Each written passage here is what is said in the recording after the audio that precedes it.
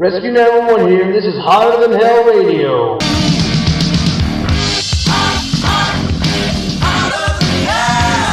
You know she's gonna leave you well done. Hotter than hell. Burning like the midday sun.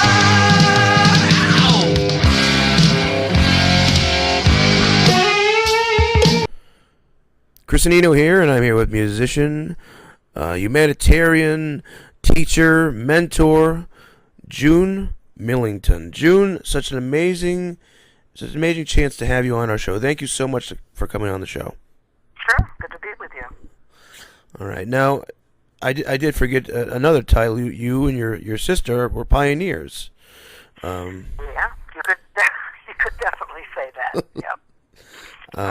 1969, your all-female band formed, and Well, there's actually a lot more that went on before that. I mean, people think that we suddenly appeared in '69 when actually Gene and I started playing in an all-girl band in high school in late '64. So we already had a lot under our belt. I mean, when we got to LA, we could play. We could set up a PA. We had our own PA. We could book our own gigs. We did that. So we were already seasoned players and performers. Basically, what we needed to do was write more material and learn how to record, and we did that. We had a great teacher and our producer, who was Richard Perry. your lineup was very talented. You had Patty Quattro, which is, of course, Susan. Well, she replaced me. So I was in Fanny from, we named ourselves Fanny in '69. Before that, we were the Svelts in our previous band. And I quit in '73.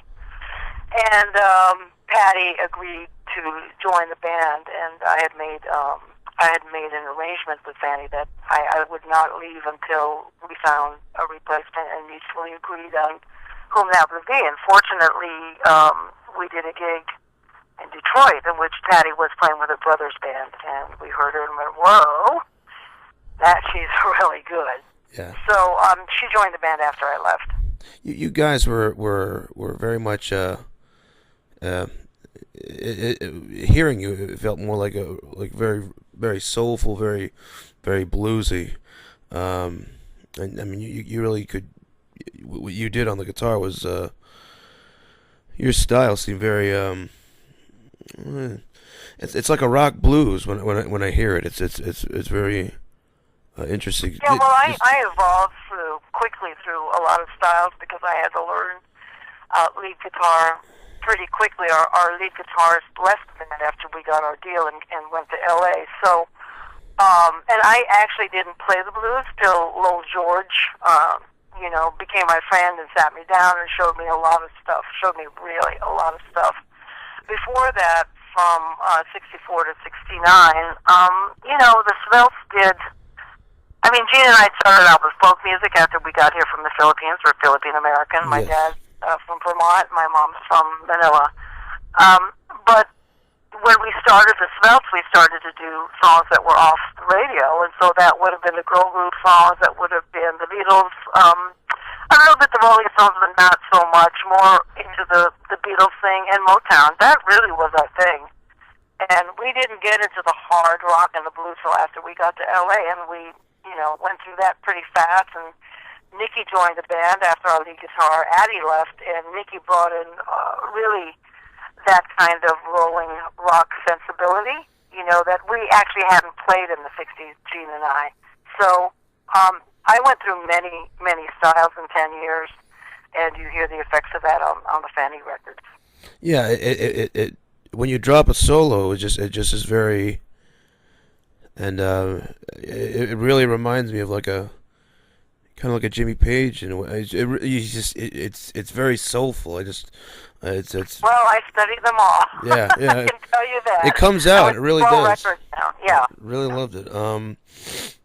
Now you talked about your Filipino heritage. Would you mind discussing that a little bit more?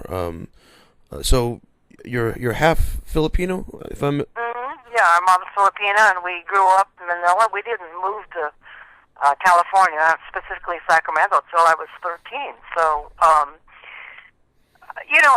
the Filipino culture itself is incredibly talented and musical. So in the Philippines, we played songs off the radio on ukulele, and that would be pop songs. I mean, Won't You Wear My Ring Around Your Neck, we learned on ukulele. So, and Neil Sedaka songs. So we already had sort of the basics of music in terms of ear training under our belts by the time we got here, but getting here at age 13 was a complete revelation because Hoot Nanny was actually on TV, and the Ed Sullivan Show, so we really we got immersed in American music, and we loved it. We loved what we heard on the radio. So we started to play those folk songs, and then we heard Martha and the Vandellas and stuff like that. And we were playing Martha and the Vandellas with acoustic guitars with a couple other girls whom we met.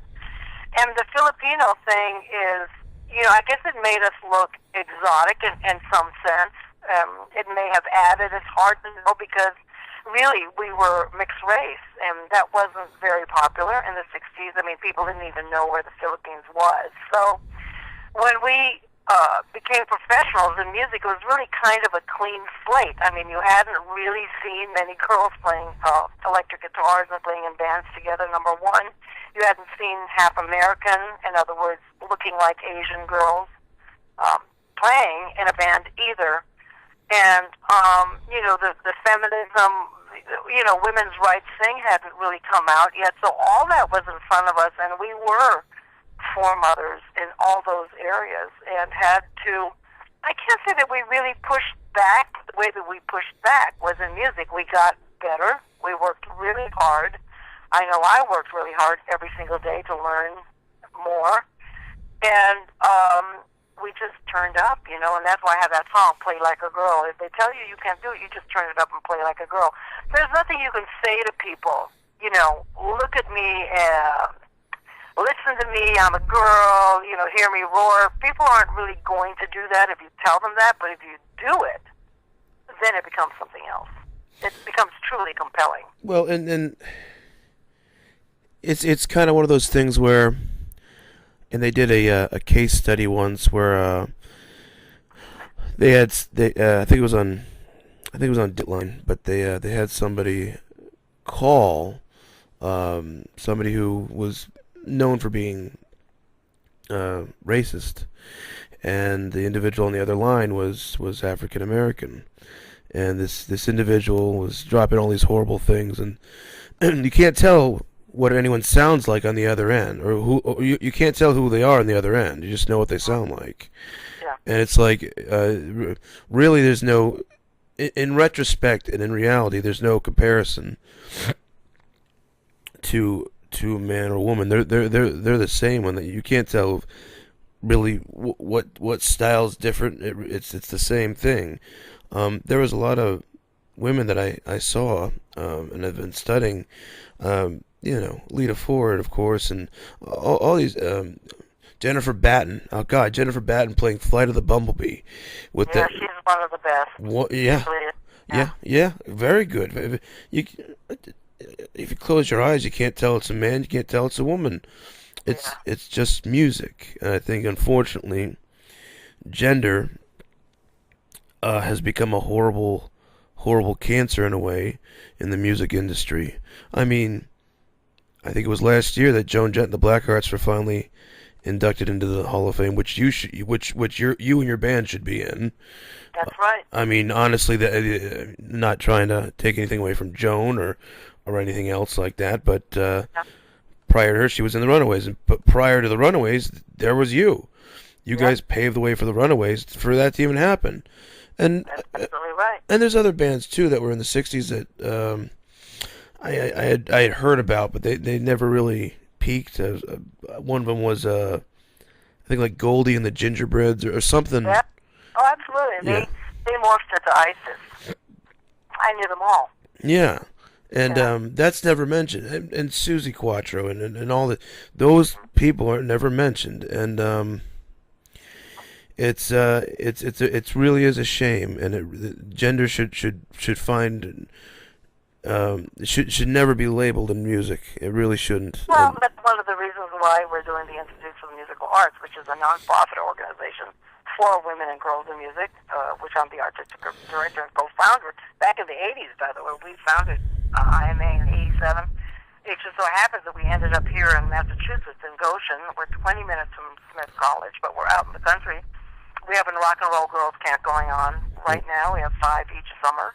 Actually, one of them is recording camp. We have 2 recording studios, a house and 2 bars, 25 acres. It's really incredible. So what I'm saying to you is that IMA is addressing that which you were just speaking by literally changing the world one girl at a time. Because, you know, with Fanny, we kept getting better and we turned up. I mean, and we made our point. We made our point that girls can do it. But quite frankly, you just have to prove that over and over again. And if you can catch the next generation and mentor them and teach them stuff and support them in creating their own music, which is exactly what's happening here, that's a really big deal because it's changing it's changing the landscape of music or musical presentation right here in this area. There's so many young women performers and you know, you could say girl bands or young women bands. For example, there's And the Kids. They're getting really popular now. They play a lot in Boston. They have a deal with Signature Sounds. And, you know, they're touring the country, and they came directly out of our camps. Oh, wow. So you have some very popular alumni then, huh? Oh, yeah. And there's another young woman by the name of Deja who is known as, she made up a nom de plume for herself. In any event, she has an album out called Kid, K-I-I-D, that's getting a lot of attention. It's, you know, on Bandcamp, she released it herself. She has a lot of fans. So we're supporting girls in expressing the way that they're expressing themselves right now, you know, which is, to me, slightly different. And it's pretty amazing. So we have a lot of equipment here, so they come in to camp and they do 10 days for teen and recording or 5 days for preteen. And when they get out, they have a lot of perks because they can borrow equipment, they can come here to rehearse.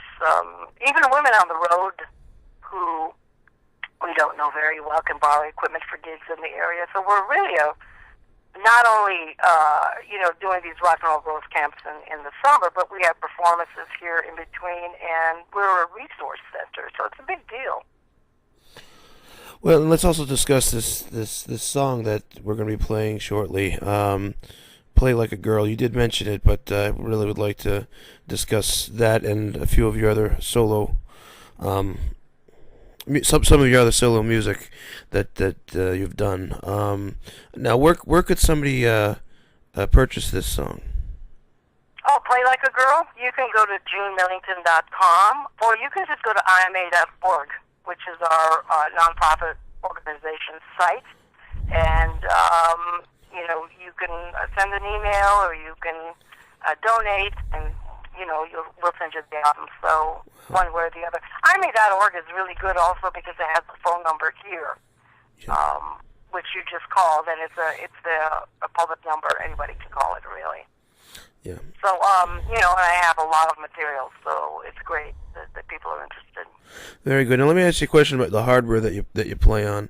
I see you oftentimes with a Les Paul. Okay. Which what brand do you prefer playing? You know, it's not the brand; it's the guitar itself. You know, they all speak in different ways. So I've had that Les Paul you're referencing since probably 1970, and so that would be since Fanny. And Kent Henry, who was the replacement guitarist in Steppenwolf, but he was also in a band called The Blues Image. That was his guitar, and actually, I'm sad to say he needed the money. He called me up when I was on the road and said, "Would you buy my guitar?" And I bought it from him as a favor. As it turns out, he did me a favor because that's an incredible guitar. So I love that. You know, I have a Strat that I've had since Fanny. Also, I love Gretches that I have here that were, you know, I've played Gretches before, of course, than Fanny. I mean, Heck, George Harrison had one, so everybody had to have one. But they're really great as well. And Gretsch has sent us guitars for our camps. Also, Taylor. I have a T5 that's really amazing, and an acoustic guitar that's a thrill. So, really, guitars kind of choose me. I don't feel like I choose them. Yeah. And I've played a lot and tried out a lot, but once the guitar starts to write songs through me, then I'm really hooked. Yeah, no, well, But I have to say that Les Paul is super. You know, it's like a Ferrari or something, and it really can give quite a variety of tones. It was used. Do you remember the song "Ride, Captain Ride"? Do you remember the outro? Yes. Yeah, that's my Les Paul. No way. That's awesome. Can't play it, yeah. So it's got that sweet tone, but it's also got a growl, a super growl, yeah. Well, it's like I did interview I did see an interview recently with Brian May, and of course he's got his Red Special, which he custom made out of like TV parts, and he said he would never play really with anything else. I think once he played a Telecaster on a crazy little thing called Love, and it just didn't feel right, and it was nothing against the guitar itself. It just. Well, in fact, today I'm going to play for the girls because my class starts at 3:30, and I do music as a language. I also do perform others, and I show them different things. But I think today I'm going to play them my old school, Steely Dan, because my Stratocaster was used on that by Skunk, who played guitar and Steely Dan. He used that guitar on the solo for my old school. Wow. In fact, he refurbished that guitar. He put in the master volume, and they did a lot of stuff back to that guitar to turn it into what it is now. Nice. Yeah. But those are the types of things that I feel are really important because I can play the girls something that has huge meaning. I mean, Fanny has huge meaning as well. When I play them stuff from Apple Studios, with Jeff Emmerich as the engineer, that's a pretty big deal. But something like my old school, those sounds and those parts stand up even today. And to have my guitar sitting right there, the same guitar that was played on the solos, is pretty cool. Very good. Very good. Is there anything else you'd like to add to the people? Well, I mean, this IMA is super important. It's the first time in the world, as so far as I know, that you have a facility that's owned by women, dedicated to women and girls in music, and is being passed on. We own this property. We own all this equipment. Much of it is donated. And we're passing it on to the next generation. And, like the girls who are at this camp right now, it's Teen 1, which started on Friday. It's a sleepover. I mean, we have a bunkhouse. We have 2 yurts. They stay here. They eat food that's cooked here. So we have 3 classes a day, but at night they can take private lessons, and then they write together, they hang out. So it's really very organic in the sense that the education and the mentoring we're giving them is we call it the magical queendom. They enter into this space, and they're here for 10 days, and it changes their lives. And many of these are returnees. This is the second or third, in some cases the 4th camp that they've come to. So, and then they're going out into the world in a new sisterhood, and I really don't know of any other place. I know there are many wonderful rock camps for girls around the country, but I don't know of any other organization that actually owns their property so the girls can stay here together, and that's sort of an intangible that makes a huge difference. So I just want to mention that the next teen camp starts the 22nd. I think there's a couple of slots open for that. And again, go to ima.org. That's the Institute for Musical Arts. 22nd, it lasts for 10 days. And then on the 5th, recording camp starts. And that's for 10 days too. And I mean, it's hands-on. And the instructors this year are Leslie Ann Jones. I don't know if you've heard of her, but she's won 4 or 5 Grammys. She runs Skywalker Sound, yes. Which was George Lucas's studio. We have Leanne Unger also coming in from Berklee School of Music, and Roma Barron, who's also a world-renowned engineer-producer. So, it's like we get women here to teach and who can seriously pass it on, and that's a big deal. That's a really big deal. They're happy to do it. And if you people want to email them, it's info@ima.org, if I'm not mistaken. That's exactly right. And the telephone, it appears it's 413-268-3074. And you said there's a preteen and there's a teen? Yeah, the Teen 2, Teen 1 is happening right now, but Teen 2 starts on July 22nd. It's 10 days. And then recording is also 10 days, and that starts on August 5th. And the preteen, which follows that, is actually booked solid with a waiting list. So essentially what happens is preteen, we have 2 preteen camps that are bookends for our entire season. So preteen 1 started in late June. We're in teen 1 now. Teen 2 starts July 22nd, and then the recording and preteen 2. So it's a really busy summer. And it was also co-founded by Ann Hackler with you, correct? Yeah, Ann Hackler used to be the director of the Women's Center at Hampshire College, and she also plays cello. Very good. So she balances those 2 parts on administrative with with playing an instrument. But also we have a really great board. So it's on the up and up. Everything on this property is up to code, etc. It's very safe. So. I think it really is a wise move on anybody's part to check out IMA. It's a big deal. Great. IMA.org. That's great. We'll put your website up, and we'll also play a few of your songs. Wonderful. Thank you so much, June. Lovely to have you on the show, and you're welcome anytime. And more power to what you're doing. Thank you so much. We'll do it again. Right.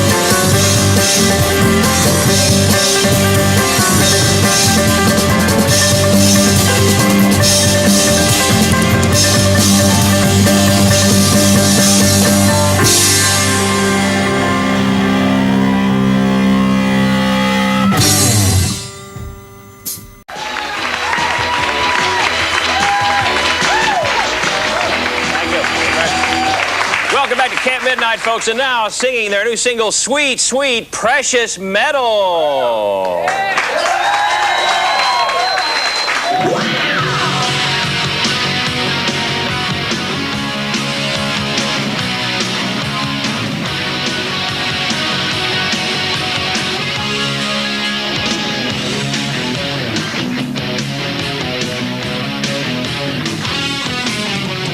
Give me all I need, make me want you, too easy to please. I'm gonna keep you down on my luck. Just shut up and kiss me. I need a little shot of inspiration. Sweet is for sweethearts, my dear.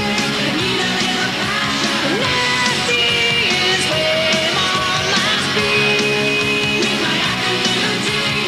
Sweet is for lovers and strangers. Losing everything about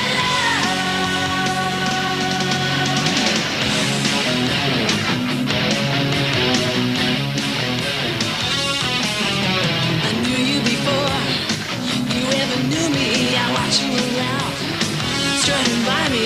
You used to be nice, at least to look at. Perfect little shot of inspiration.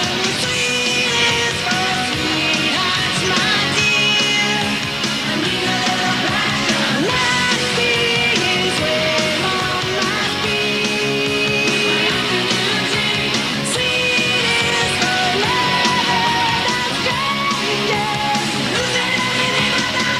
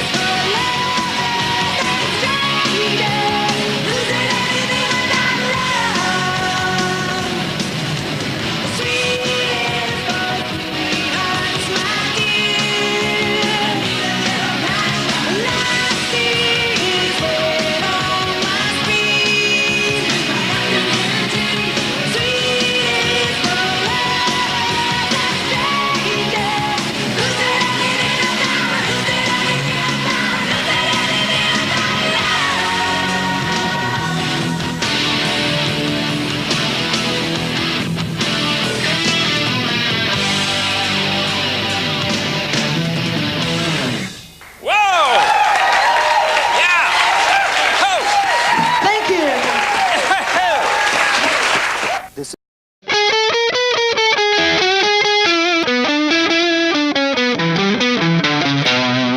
Tell you girls a story, I won't tell you a lie.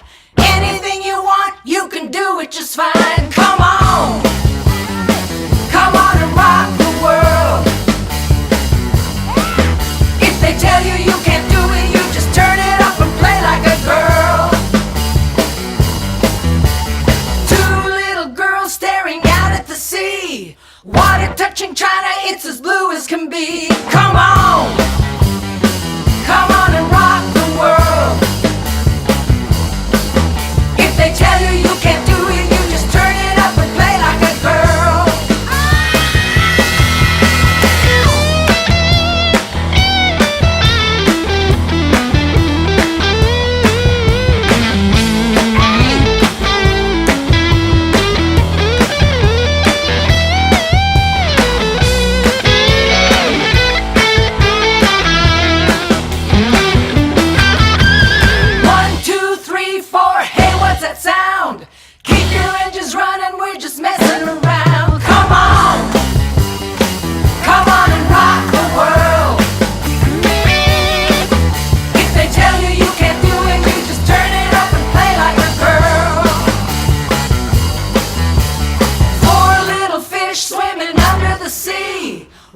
to another, let's go surfing upstream. Come on, come on and rock the world. If they tell you you can't do it, you just turn it up and play like a girl. You can take it to the beach, you can take it to bed. Take the words of music you've been playing in your head. Come on, come on and rock the world. If they tell you you can't do it, you just turn it up and play. Tell you you can't do it, you just turn it up and play. Tell you you can't do it, you just turn it up and play like a girl.